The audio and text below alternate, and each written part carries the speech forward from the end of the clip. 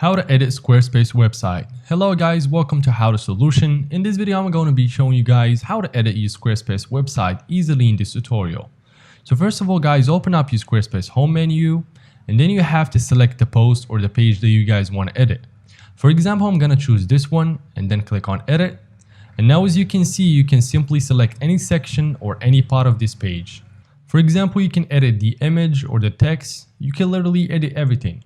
For example, I want to edit this text, so just select the text and now you can edit everything. You can write another paragraph you want, or you can change the font of the text, the shape, etc. You can also edit or replace your image. So just click on the image and tap on the pencil icon, and as you can see, you can edit or replace it easily. So yeah guys, that is basically how to edit your Squarespace website. If you guys found this video helpful, leave a like and subscribe to the channel. Thank you for watching, take care, until next time.